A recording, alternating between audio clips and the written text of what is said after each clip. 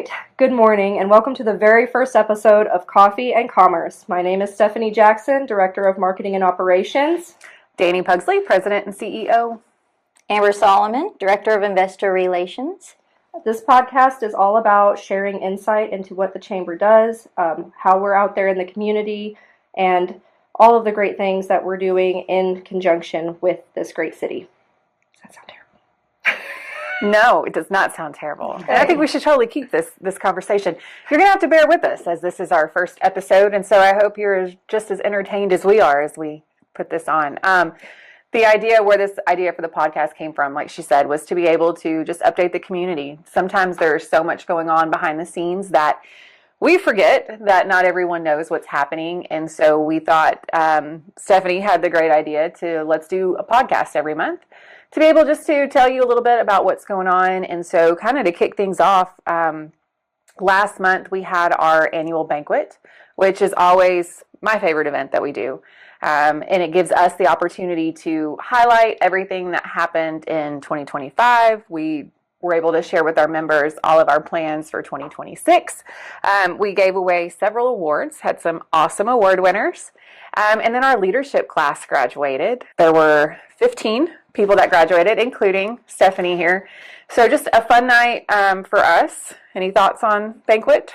It was my very first one, so I was impressed and wowed all the way around. The food is always good. The beverages are always great. So the banquet is one of those events that if you haven't been able to join us, we definitely recommend that you try to do that. It's always held in January. It was at ASU Mountain Home. And again, we can't thank them enough for their awesome partnership that they have with us to be able to use their space, their team at ASU, just phenomenal to work with and make the whole process go very smoothly. All right, so what do you have to say about, I guess, the impact of last year? Like, do you have any insight into the stats? Can you remember anything off the top of your head? Yeah, last year I felt like it was a growing year for the chamber. We had some turnover with staff. We welcomed new people to the office. We welcomed new ambassadors, and those are all of the people that you see that are helping us our ribbon cuttings and all of the events that we have. We hosted our very first draft day last year, so we were getting really involved with workforce development.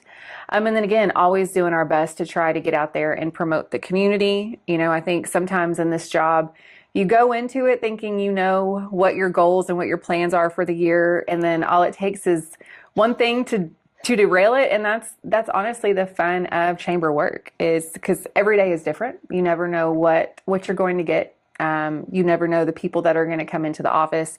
And I think that's what we really tried to focus on, was taking care of the people that are new to the community, people that are looking for information, really helping grow those relationships with our investors. So I don't know, Amber, if you want to touch on one of the campaigns that you were able to start last year. So we did 100 visits in 100 days, and I went out and paid a lot of attention to meeting people and meeting the investors. I did not know them. I did not sign them up. So growing those relationships with people was so much fun, and figuring out what people like, what they don't like, benefits that they want and need. And everybody's different. Every business is different. And so learning all of that was a lot of fun. A lot of fun. I think that's something that's important to remember when you join our Chamber of Commerce. You know, we get that question all the time. Well, what do I get out of my membership? And honestly, I think that looks different for every business. One of the first questions that we ask when someone wants to join is, well, what are you hoping to get out of it? Sometimes a business is just looking for, we want to get our name out there. Sometimes they're just trying to help. They want the networking opportunities. And so I think for us, that's what's always important, is just taking the time to listen to our members, figuring out what exactly they need, because it's not a one size fits all approach.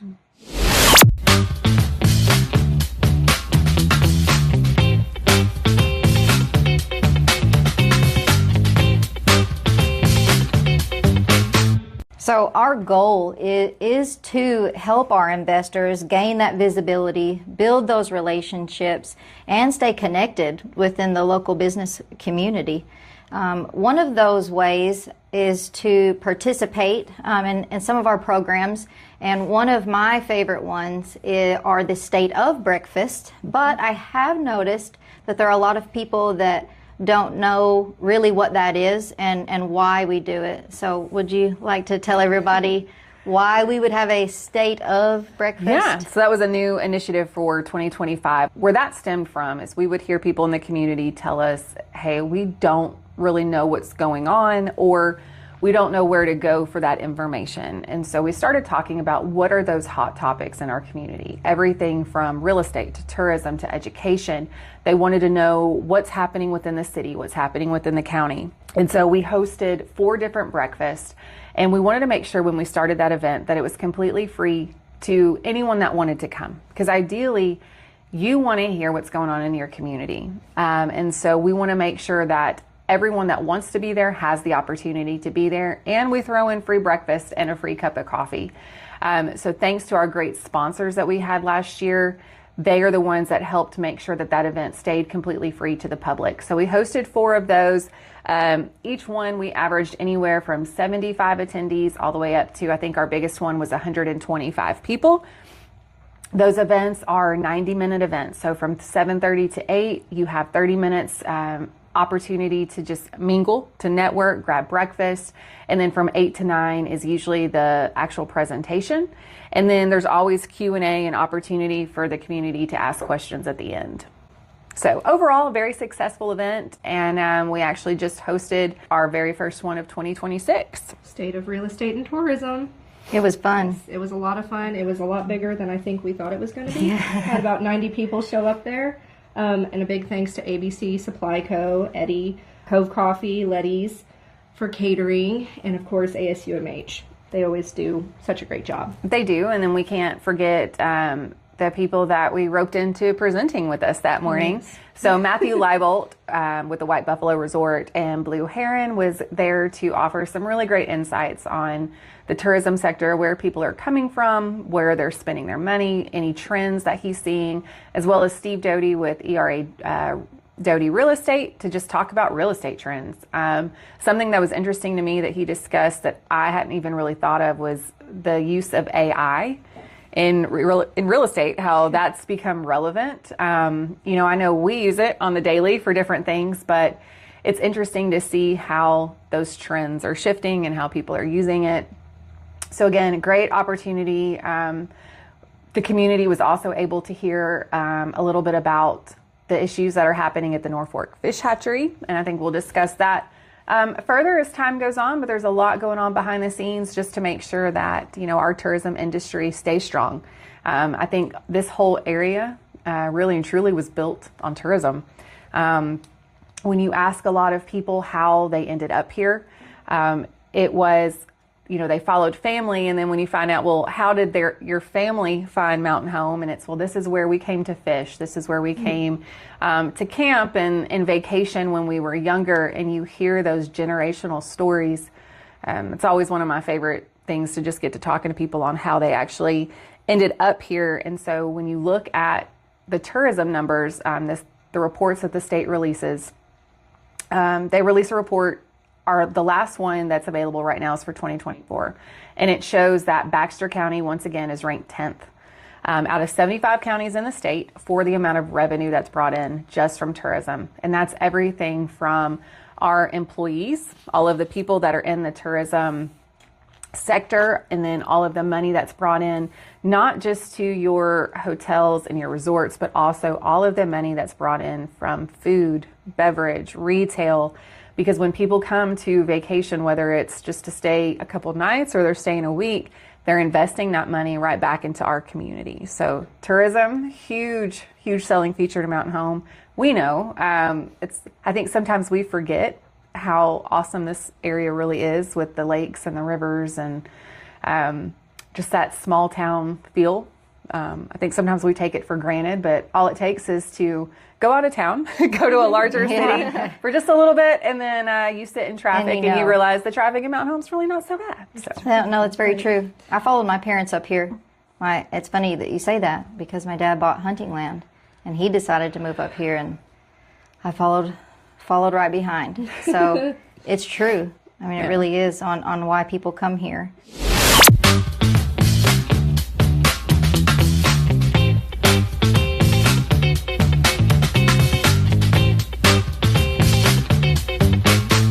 If anyone ever has any questions on anything to do with coffee or commerce, we can definitely help you out. If you have any questions about being an ambassador or volunteering with us, we had one of our volunteers just this last year. She was with us for 21 straight years, every Wednesday.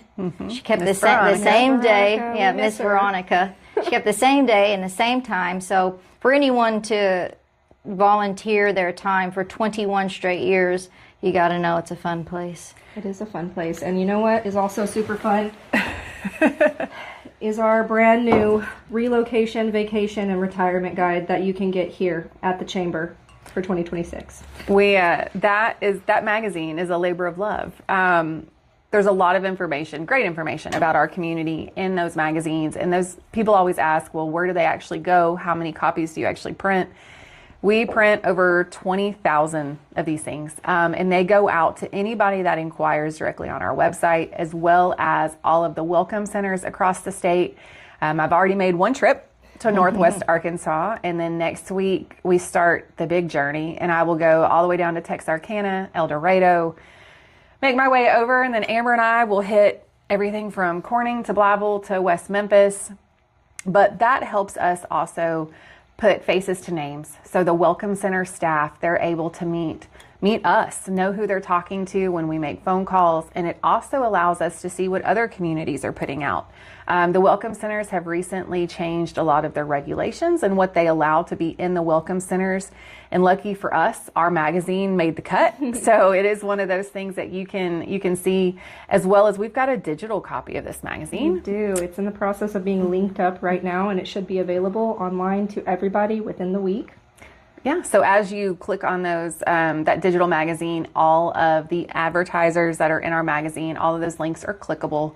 So you can find out more information about places to stay, places to eat, places to shop, as well as healthcare options. You know, when you're looking to relocate, that seems to be a very hot topic for people. So they want to make sure that they ask about education, what's the schools like? They want to know what's the real estate market like, and then especially healthcare. Will I be taken care of? So anyways, there is actually a new addition in there, though. And I'm super excited about it. Are you? Okay. Yeah, the Tell us about it. The community part, where all of the different organizations. That's one thing that I've noticed a lot of people inquire about and ask about. That's not necessarily readily available. There's not like a one place that you can go to figure out what clubs or civic organizations are in this area, but there is now. And even on our website, enjoymountainhome.com, there's an opportunity for volunteers. So if you ever, if your organization has some volunteer opportunities, you can submit those on our website. Or if you're just looking to get out, you know, like we said, we have volunteers here at the Chamber, and people always ask us, well, what exactly do you do at the Chamber as a volunteer? And you get to welcome all of the people that are coming into the office, help them with phone numbers. We have a lot of phone calls during the day. We always tell people, if you really want to know what we do at the Chamber, just come answer the phone for a day. We get a lot of really fun phone calls, get to talk to people from all over the country. Again, no 2 days are the same in this office. No. Well, before we close out, I would just like to talk about what our favorite moments from 2025 were, because there were, you know, it was a trying year, but it was also, there were a lot of great moments in 2025. I know for me, I really loved being a part of the leadership group, getting to meet everybody, getting to go out and actually learn more about the community, because this whole atmosphere was very new to me. So that was a really great experience for me. I particularly loved going to the Bull Shoals Caverns, getting to meet with Vincent Anderson and hear all of the history of Mountain Home. That was really really fun for me. I remember when I first started running the leadership program, that was a really cool experience, was talking to Vincent. And now Vincent is actually one of our new chamber board members for 2026. Right. So we've had 21 people already apply for 2026. And what's interesting is there's someone that has been in the area for 4 months. And then there's a couple people that have been here their entire lives. And age range, you're looking from 20 years old all the way to 63. And so that, in my opinion, makes the best groups, because you get to truly network and learn from one another, and you have all of these different experiences. You're coming from all different backgrounds. And, you know, the people that have been here their whole lives, a lot of times we hear when they go through this program, we didn't know this, or we had never seen this. And then we get to go spend a couple days in Little Rock, where you actually get to go to the Capitol and meet with our legislators and see how things are run from the state level. And I think that was really eye-opening for me, is sometimes, again, we get in our little bubble of local, and then when you really start getting involved on a larger scale, you realize there is a lot going on behind the scenes and how decisions are really made.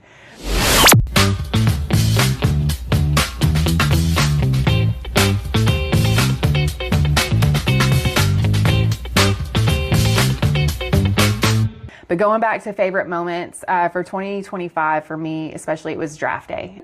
Draft Day 2025 gave students from all over North Central Arkansas the opportunity to not only come to the ASU Mountain Home campus, and a lot of them had actually never been on this campus, as well as expose them to career opportunities, not just from within Mountain Home, but all over North Central Arkansas, which is a win-win in my book. Anytime that we can keep our kids here.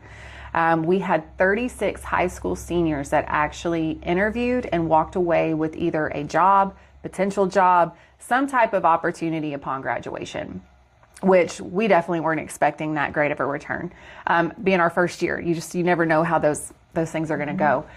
So for us, April 2nd of this year, we are welcoming Draft Day back, and it's through the Arkansas State Chamber Be Pro, Be Proud initiative. They cut down to where there's actually only 5 events in the entire state this year in North Central. Here, Mountain Home is one of the events that they kept. So Draft Day 2026, we've got students coming from 10 counties, 18 schools so far. It's a lot of exposure, yes. So hopefully we can get some more kiddos that into a career, potential career, or just exposed to what's going on. February 27th is the last day for a company to register their business. So if you want to be a part of Draft Day, get involved, please reach out to us. We'll get you the link. You actually register directly with Be Pro, Be Proud. Our chamber is simply the liaison, just working with our schools, working with our industry partners to make sure that this event goes on without a hitch. So that was my favorite, and one of the things I'm looking forward to the most for 2026. How about you? I'm not near as informative, but my very favorite, because there was a lot of fun to be had, but I think the most fun that I had was actually our golf day. So golf day was, I don't know, it was just a whole lot of fun, to see a lot of those businesses out there having fun in a completely different atmosphere. Was something altogether entertaining, and I actually had a bucket list item that day. I got to hit my very first golf ball, and I actually did pretty good.